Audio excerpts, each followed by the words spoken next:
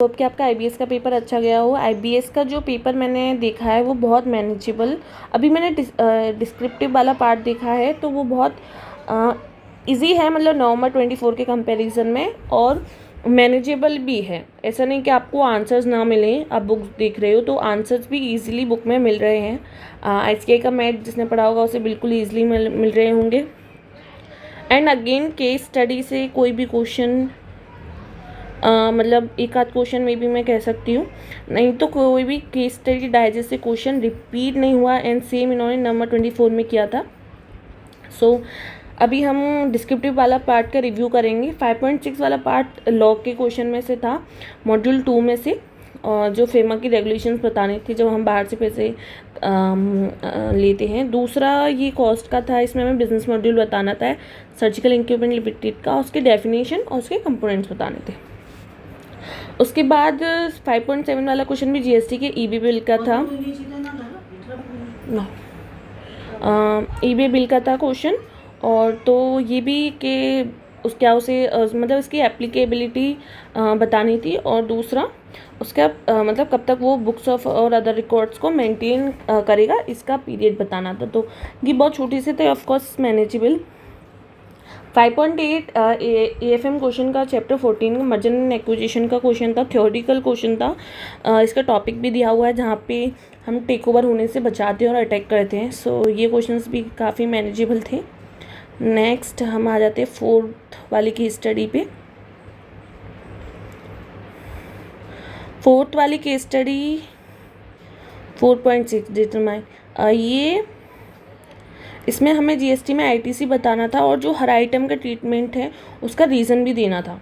सो ये वाला भी सही था क्वेश्चन।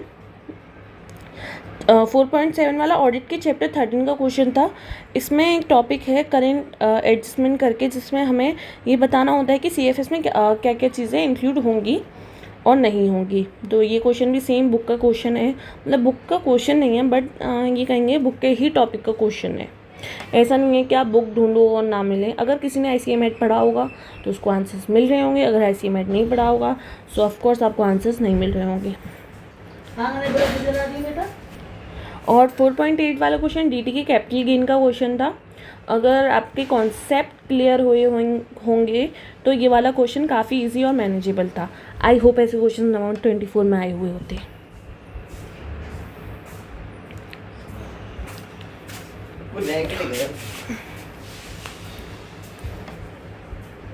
अब आते हैं हम 3rd वाले केस स्टडी के डिस्क्रिप्टिव क्वेश्चन में। 3.6 क्वेश्चन बहुत इजी था, ये बुक का क्वेश्चन था, मतलब सेम क्वेश्चन, मतलब सेम नहीं बट सिमिलर क्वेश्चन था, और ये एनपीबीस में हमें निकालनी थी और उसकी सेंसिटिविटी हर डिसीजन के एक्सटर्नल परचेज प्राइस की सेंसिटिविटी हमें बतानी थी। सो 3.7 वाला क्वेश्चन भी सिमिलर था बुक के क्वेश्चन से। तो इसमें ये कस्टम का क्वेश्चन था जिसमें हमें एसेसिबल वैल्यू बतानी है। 3.8 वाला एफआर का क्वेश्चन था जिसमें थ्योरी है टेक्नोलॉजी वाली। So of course manageable but not date. Next अब आ जाते हैं हम 2nd वाली केस स्टडी पे। 2nd वाली केस स्टडी में 2.6 वाला जो क्वेश्चन है वो चैप्टर 1 के एसएमपी वाले का क्वेश्चन है, जिसमें हमें इनबाउंड एंड आउटबाउंड की डिस्कस करना था कि कैसे वो इन्हें इम्प्रूव कर सकते हैं। सो ऑफकोर्स ये एक पैराग्राफ टाइप में दिए हुए हैं दोनों चीज़ें, तो आप वहाँ से इन्हें ले सकते थे और ये भी इजी क्वेश्चन था अगर आप इंडेक्स से गो थ्रू करके गए हों। उसके बाद ये 2.7 एएफएम की फॉरेस्ट का क्वेश्चन है। 2.8 वाला डीटी का क्वेश्चन है। ऐसे ही एक क्वेश्चन नवंबर 24 में आया था बट वो एमसीक्यू में आया था, सो और काफ़ी थोड़ा कंफ्यूजिंग भी था, तो ऑफकोर्स इट्स ऑल्सो मैनेजेबल।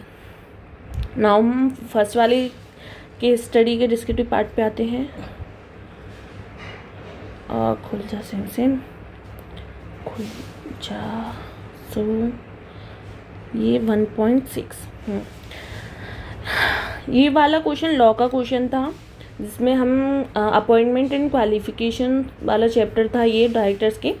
सो ये इसमें क्वालिफिकेशन दी थी डायरेक्टर की, तो इसमें हमें बताना था कि क्या राधिका उन क्वालिफिकेशंस के अकॉर्डिंग अगर वो उनसे कंप्लाई करती है, और जिस दिन वो उनसे कंप्लाई नहीं करती तो वो हमें बतानी थी कि वो कब राधिका डिस्क्वालीफाई होती है। उसके बाद उसका जब रीअपॉइंटमेंट होता है तो हमें उसके अकॉर्डिंग, प्रोविज़न के अकॉर्डिंग उसकी हमें वैलिडनेस भी निकालनी थी।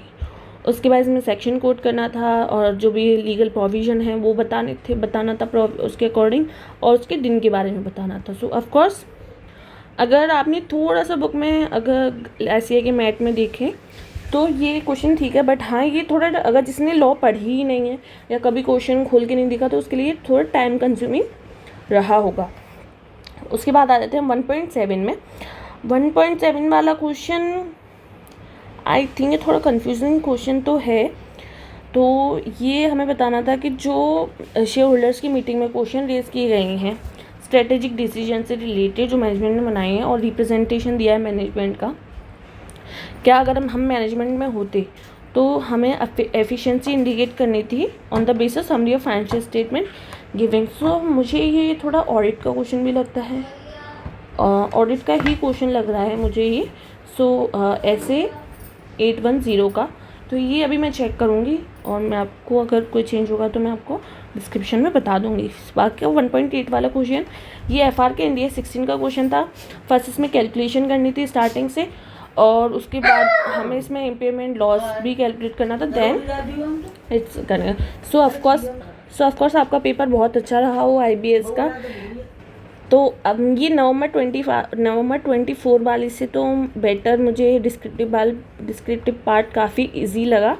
सो आई होप आप सबका पेपर अच्छा रहा हो। MCQ के अभी मैं आंसर्स देखूँगी क्योंकि पूरी केस स्टडी पढ़नी पड़ेगी, उसमें थोड़ा टाइम लगेगा, and then I will give my final review. So thank you so much. अगर आपने यहाँ तक वीडियो देखी हो तो please like, share and subscribe.